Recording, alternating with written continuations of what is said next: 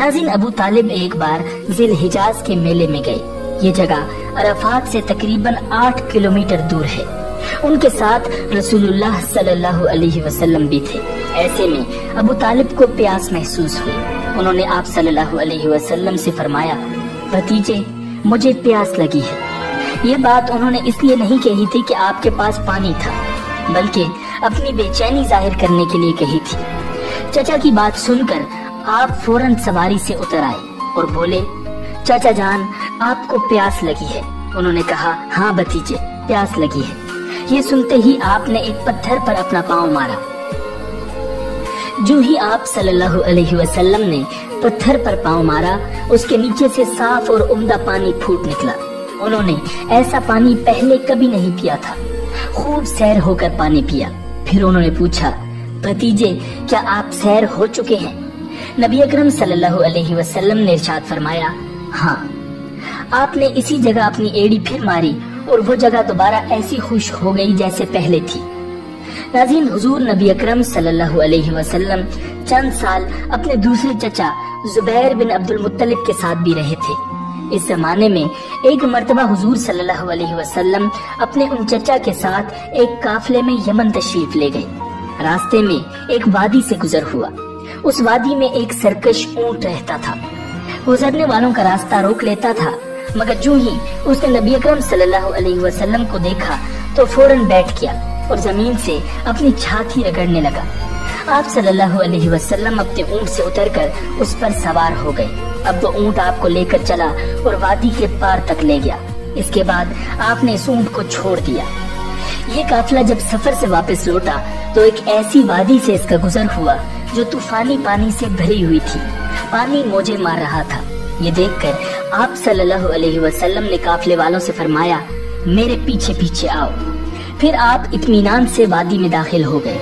बाकी लोग भी आपके पीछे थे।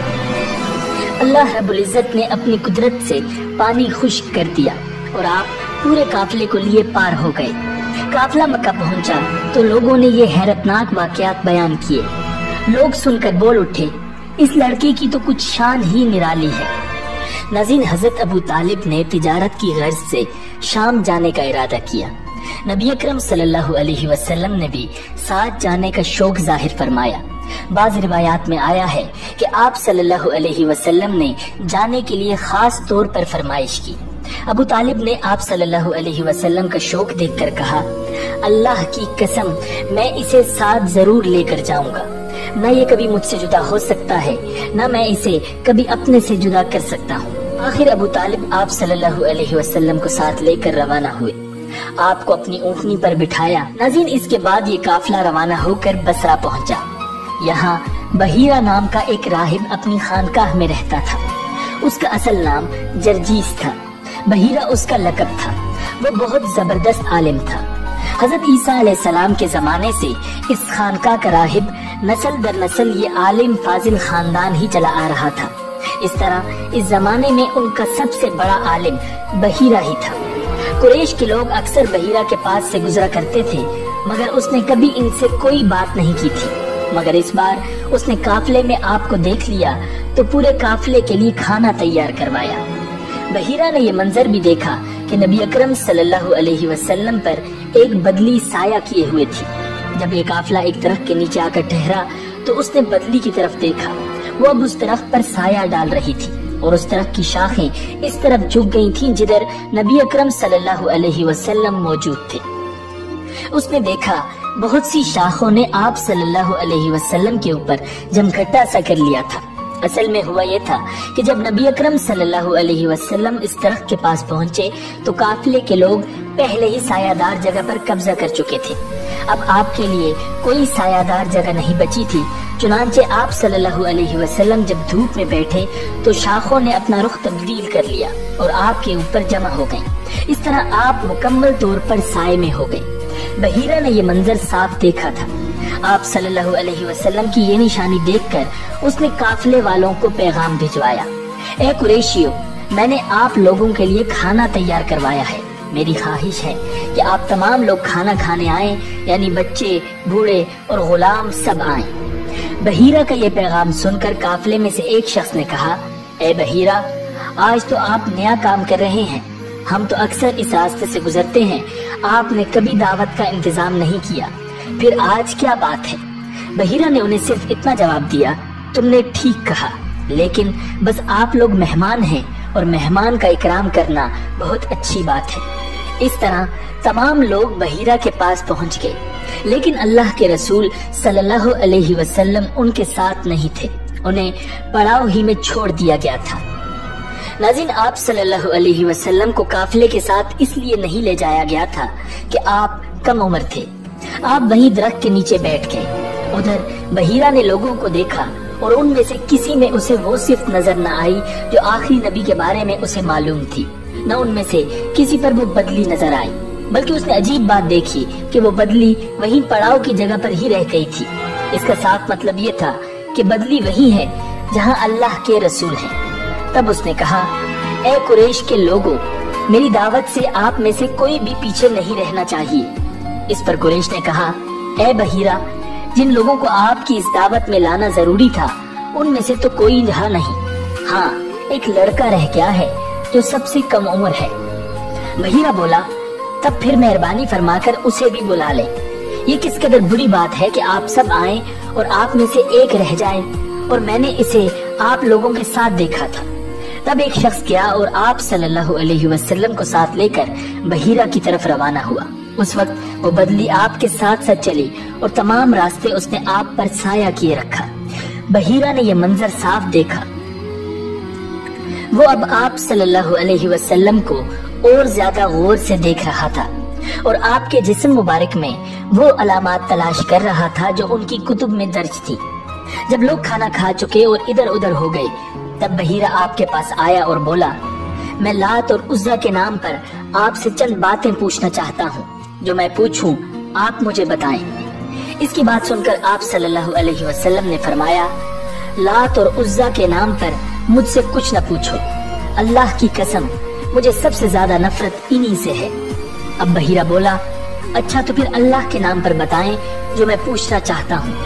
तो आपने फरमाया, पूछो, क्या पूछना है? उसने बहुत से सवालात किए, आपकी आदत के बारे में पूछा। इसके बाद उसने आपकी कमर पर से कपड़ा हटाकर मुहरे नबूवत को देखा। वो बिल्कुल वैसे ही थी जैसा कि उसने अपनी किताबों में पढ़ा था। उसने फौरन मुहरे नबूवत की जगह को बोसा दिया। कुरैश के लोग ये सब देख रहे थे और हैरान हो रहे थे। आखिर लोग कहे बगैर न रह सके, ये राहिब मोहम्मद सल्लल्लाहु अलैहि वसल्लम में बहुत दिलचस्पी ले रहा है, शायद उसके नजदीक इनका मर्तबा बहुत बुलंद है। उधर नबी अकरम सल्लल्लाहु अलैहि वसल्लम से बातचीत करने के बाद बहीरा अबू तालिब की तरफ आया और बोला, ये लड़का तुम्हारा क्या लगता है? अबू तालिब ने फरमाया, ये मेरा बेटा है। उस पर बहीरा ने कहा, नहीं, ये तुम्हारा बेटा नहीं हो सकता। ये नहीं हो सकता कि इसका बाप जिंदा हो। अबू तालिब को ये सुनकर हैरत हुई। फिर उन्होंने कहा, दरअसल ये मेरे भाई का बेटा है। इनका बाप कहाँ है? वो फोत हो चुका है। उसका इंतकाल उस वक्त हो गया था जब ये अभी पैदा नहीं हुए थे। ये सुनकर बहीरा बोल उठा, हाँ, ये बात सही है। और उनकी वालिदा का क्या हुआ? उनका भी अभी थोड़े अरसे पहले ही इंतकाल हुआ है। ये सुनते ही बहीरा ने कहा, बिल्कुल ठीक कहा। अब तुम यूं करो कि अपने भतीजे को वापस वतन ले जाओ। यहूदियों से उनकी पूरी तरह हिफाजत करो। अगर उन्होंने उन्हें देख लिया और उनमें वो निशानियां देख ली जो मैंने देखी हैं, तो वो उन्हें कत्ल करने की कोशिश करेंगे। तुम्हारा ये भतीजा नबी है, इसकी बहुत शान है। उनकी शान के बारे में हम अपनी किताबों में भी लिखा हुआ पाते हैं और हमने अपने बाप दादाओं से भी बहुत कुछ सुन रखा है। मैंने ये नसीहत करके अपना फर्ज पूरा कर दिया है और इन्हें वापस ले जाना तुम्हारी जिम्मेदारी है। अबू तालिब बहीरा की बातें सुनकर खौफजदा हो गए। आपको लेकर मक्का वापस आ गए। इस वाक़ये के वक्त आप सल्लल्लाहु अलैहि वसल्लम की उम्र मुबारक 9 साल थी। आप सल्लल्लाहु अलैहि वसल्लम सैयदा खदीजा रज़ी अल्लाह ताला अन्हा का सामान तिजारत लेकर शाम की तरफ रवाना हुए। इधर आप रवाना हुए, उधर आप सल्लल्लाहु अलैहि वसल्लम के मौजज़ात शुरू हो गए। एक बदली ने आप सल्लल्लाहु अलैहि वसल्लम के ऊपर साया कर लिया। आप सल्लल्लाहु अलैहि वसल्लम के साथ साथ चलने लगी। जब आप सल्लल्लाहु अलैहि वसल्लम शाम पहुँचे तो बसरा शहर के बाजार में एक दरख्त के साए में उतरे। یہ درخت ایک عیسائی راہب نستورہ کی خانقاہ کے سامنے تھا۔ اس راہب نے میسرہ کو دیکھا تو خانقاہ سے نکل آیا۔ اس وقت اس نے آپ صلی اللہ علیہ وسلم کو دیکھا۔ آپ صلی اللہ علیہ وسلم درخت کے نیچے ٹھہرے ہوئے تھے۔ اس نے میسرہ سے پوچھا، یہ شخص کون ہے جو اس درخت کے نیچے موجود ہے؟ میسرہ نے کہا، یہ ایک قریشی شخص ہے، حرم والوں میں سے ہے۔ یہ سن کر راہب نے کہا، اس درخت کے نیچے نبی کے سوا کوئی آدمی نہیں بیٹھا۔ مطلب یہ تھا کہ اس درخت کے نیچے آج تک کوئی شخص نہیں بیٹھا۔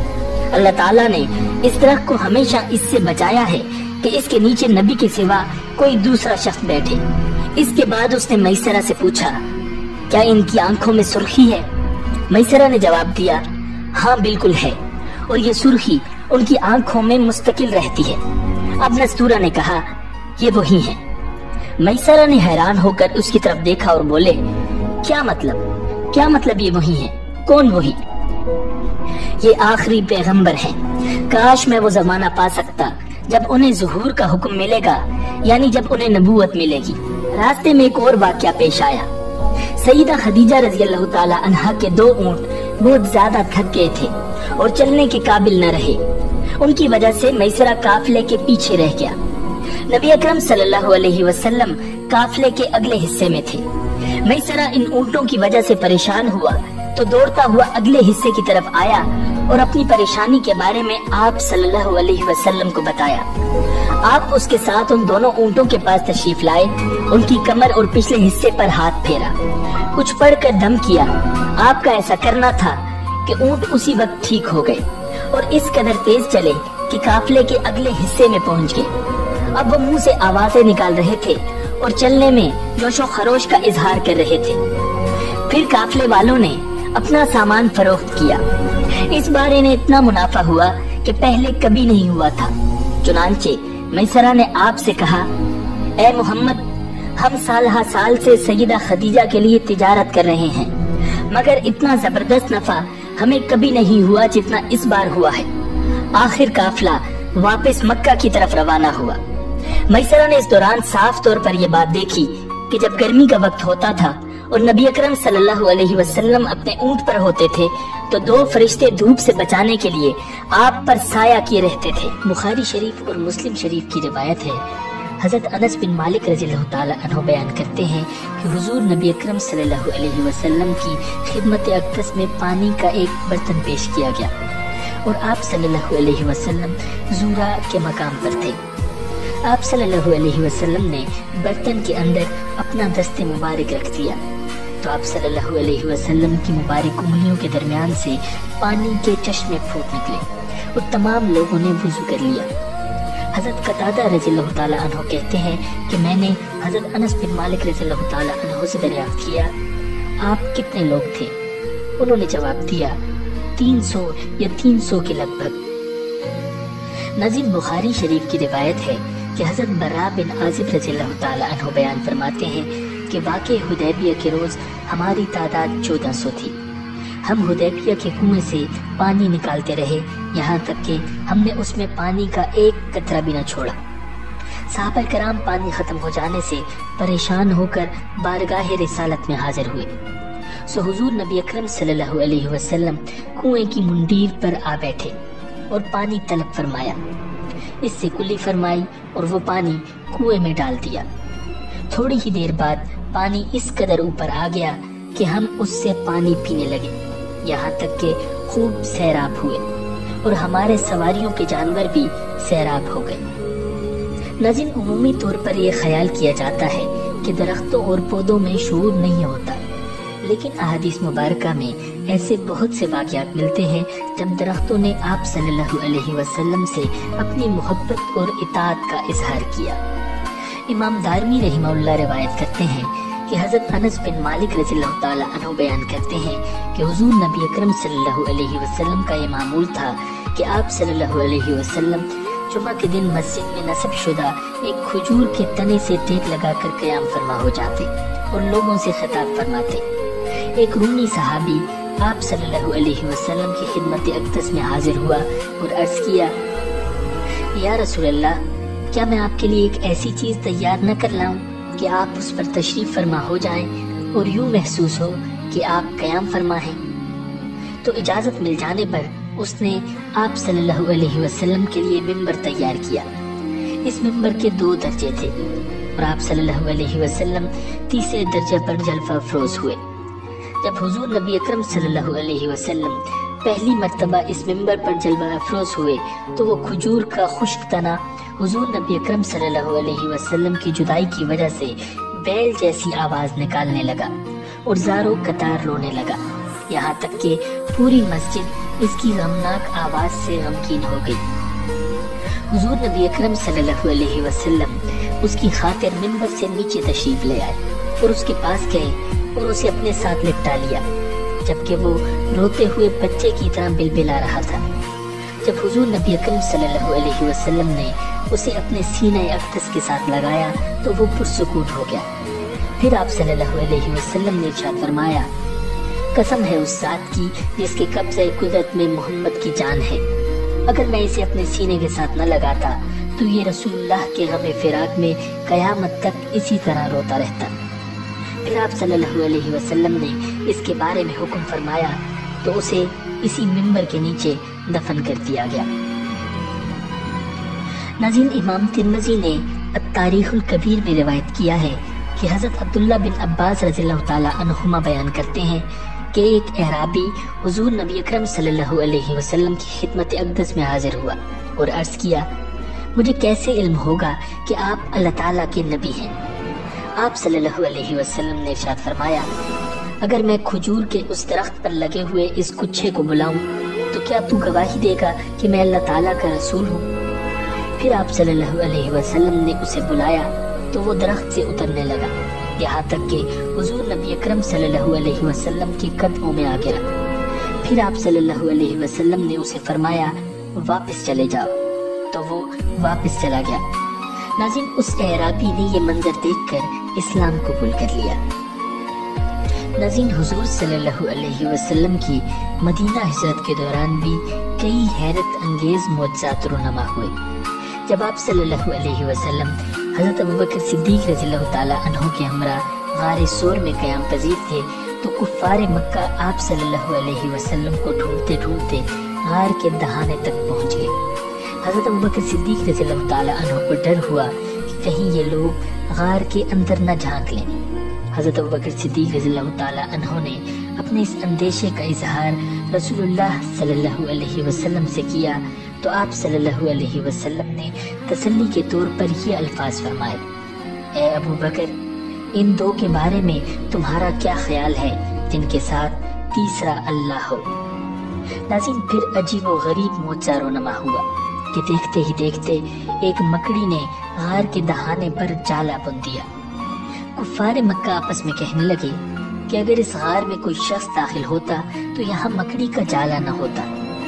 ناظرین، آپ صلی اللہ علیہ وسلم اور حضرت ابوبکر صدیق رضی اللہ تعالی عنہ دونوں اندر غار میں تھے اور ان لوگوں کی بات چیت سن رہے تھے۔ بعض کتابوں میں حضرت انس بن مالک، حضرت زید بن ارقم اور حضرت مغیرہ بن شعبہ رضی اللہ تعالی عنہم کی روایتوں کے حوالے سے بیان کیا گیا ہے کہ جب آپ صلی اللہ علیہ وسلم اور حضرت ابوبکر صدیق رضی اللہ تعالی عنہ غار ثور میں تھے اور کفار آپ دونوں کو تلاش کرتے ہوئے وہاں پہنچے تو خدا کے حکم سے غار کے عین سامنے ایک درخت اگایا۔ جنگلی کبوتروں نے گھونسلہ بنا کر انڈے دے دیے اور مکڑی نے جالے بن دیے۔ مشرکین یہ کہتے ہوئے واپس چلے گئے کہ بھلا اس غار کے اندر کون ہو سکتا ہے، یہاں تو جانے کا راستہ ہی نہیں ہے۔ ناظرین، حضور صلی اللہ علیہ وسلم نے غار ثور میں 3 رات قیام کیا، پھر وہاں سے روانگی اختیار کی۔ کچھ دور ہی گئے ہوں گے کہ ایک خیمہ نظر آیا۔ خیمے کے باہر ایک عورت بیٹھی تھی، یہ ام معبد رضی اللہ تعالی عنہا تھی، جو اس وقت تک اسلام کی دعوت سے محروم تھی۔ ان کا نام عاتقہ تھا۔ یہ ایک بہادر اور شریف خاتون تھی۔ انہوں نے بھی آنے والوں کو دیکھ لیا۔ اس وقت ام معبد رضی اللہ تعالی عنہا کو یہ معلوم نہیں تھا کہ یہ چھوٹا سا قافلہ کن ہستیوں کا ہے۔ نزدیک آنے پر نبی اکرم صلی اللہ علیہ وسلم کو ام معبد رضی اللہ تعالی عنہا کے پاس ایک بکری کھڑی نظر آئی۔ وہ بہت ہی کمزور اور دبلی پتلی بکری تھی۔ آپ صلی اللہ علیہ وسلم نے ام معبد رضی اللہ تعالی عنہا سے دریافت کیا کیا اس کے تھنوں میں دودھ ہے؟ معبد بولی اس کمزور اور مریل بکری کے تھنوں میں دودھ کہاں سے آئے گا؟ آپ صلی اللہ علیہ وسلم نے ارشاد فرمایا کیا تم مجھے اس کو دھونے کی اجازت دو گی؟ اس پر معبد رضی اللہ تعالی عنہ بولی لیکن یہ تو ابھی ویسے بھی دودھ دینے والی نہیں ہوئی، آپ خود سوچئے یہ دودھ کس طرح دے سکتی ہے؟